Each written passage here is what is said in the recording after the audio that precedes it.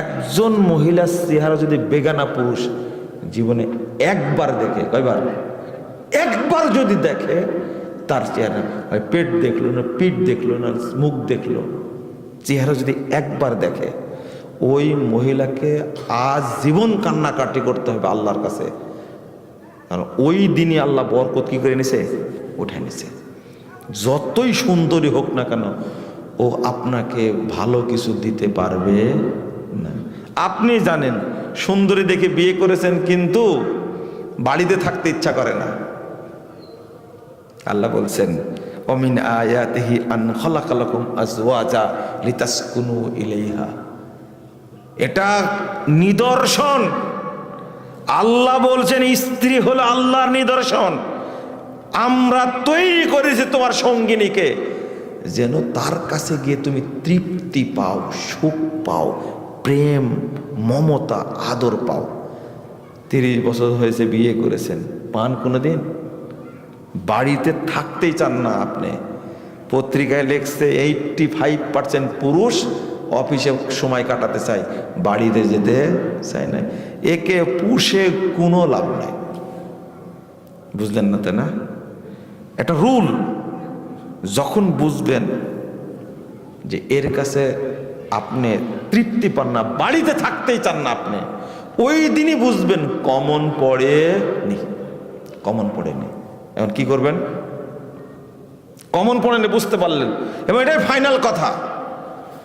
ওর দ্বারা পরিবারে কোনো বরকত হবে না, একদিনই বুঝে নেবেন। তখন কি করবেন আপনি? উত্তর কি? ঘোষণা দেবেন, আমি বিয়ে আর একটা করবো। বুঝেননি? বিয়ে কি আর একটা করবো, ঘোষণা দিয়ে দেবেন। ঘোষণা দিলে 50% ও সাইজ হয়ে বিয়ে করার আগে ইনশাআল্লাহ। আর 50% সোজা হচ্ছে না, এবার বিয়ে করবেন। বুঝছেন কথা? কয়টা হলো? কয়টা হলো? 2টা। এটাও কমন পড়েনি, হতে পারে না, আর একটা করবেন। কয়টা হলো? এটাও কমন পড়েনি, আর একটা করবেন।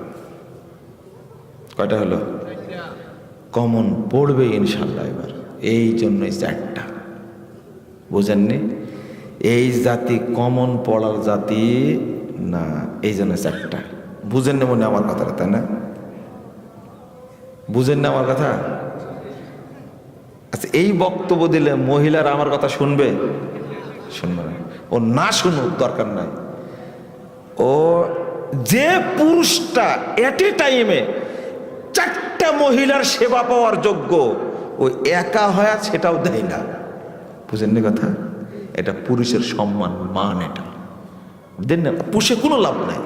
ওকে পুষার হাতি পোষা কি একই রকম। একটা যদি পান আপনি, কয়টা? বাচ্চা ভালো হবে, সংসার ভালো হবে, বরকতময় হবে। এই বাচ্চাটা দেশের জন্য কল্যাণকর হবে, দিনের জন্য, ইসলামের জন্য কল্যাণকর হবে। আর কমন যে 3টা পড়েনি, ওর পেট থেকে বাচ্চা হয়ে কোনোদিন কি হবে না? ভালো হবে না। খারাপ লাগছে কথাগুলো? 10 বছর পরে বুঝবেন আমার কথা ইনশাআল্লাহ।